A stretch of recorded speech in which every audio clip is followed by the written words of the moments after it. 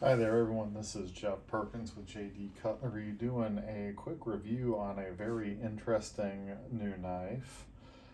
This is the Maxace Sandstorm. This is a company, another one that is from China, but has some very interesting designs. And this one in particular is probably my favorite out of the Maxace lineup. This is a beast of a knife. The Sandstorm comes in at 9.9 ounces.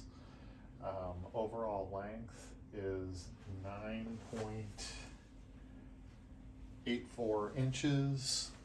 The blade length is 4.25 inches. It is a titanium integral handle, which I'll show you more about in just a minute. The blade is M390 that has been DLC coated and then given a nice fuller for a finger flip, or the thumb stub for a thumb flip, or just standard thumb opening. It's got some very unique different options. One of them is this little stud, which I'll show you in a couple minutes, screws out, slides in through this hole right here, and allows you to lock the blade into basically a fixed blade position by putting that stud in there. There's absolutely no way that blade could close on you, but honestly, with the quality of the lock bar insert, there really isn't much issue with that type of thing happening anyways. It does also have a little turn style feature that allows you to lock that lock bar insert into position as well. Probably overkill, especially if you really want to utilize that blade pin and make it into a fixed blade knife. This knife I did find to be very unique. It definitely has that Medford feel, way overbuilt, very big, very heavy. But honestly, I like a big knife, and the more I played with it, the more I actually wanted to keep it. Unfortunately, I went back to my supplier because I was excited about this one and tried to get a couple more, and they are sold out, and there is no idea whether they'll be making any more of these. This is definitely one of the higher end versions for the Maxace line. The workmanship is fantastic. It is titanium pocket clip, of course titanium integral, titanium thumb stud. All of the steel screws and hardware, well, are steel. I polished those out and gave them a bronze purple heat coloring, and then did just a fantastic job with this anodizing. The coloring is brighter than it's showing in the picture, but you just have this beautiful teal blue to high voltage blue background with this amazing purple bronze storm going through areas of green. Very happy with the way this one turned out. The integral has been drilled out to try and lighten it up a little bit, but it is one serious piece of steel and titanium. The pattern turned out great on this. Lockup is nice and early. Now it does have this goofy little double detent feel. So the detent comes out, and right about here you get another drop in the detent, and then it ramps up and locks in.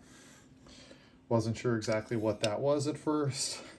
Then I realized to have the extra hole in the blade, it goes through that detent travel pattern, so it falls into that hole and then comes back out of the hole. So this one is not a flipper, of course.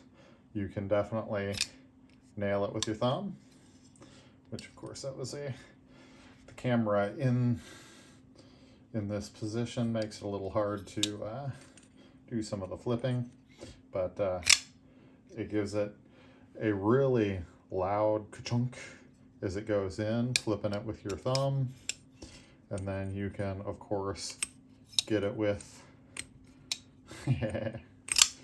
your finger and flip it out. I struggle a little bit there, but that is just because of the awkward position of trying to reach around this camera. It is actually very fun to play with as you get used to it. It's got a unique sound and definitely a very unique feel. So this little piece screws out, of course. It's screwed all the way in there right now.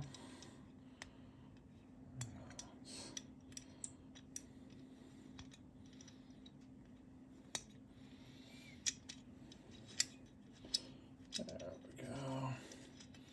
I'm going to put a drop of oil in there. And then at this point, you bring it up here, drop it in there, and you screw it in. Then of course, even if you tried to unlock that, that would hold that blade into position and make it, in essence, a fixed blade knife.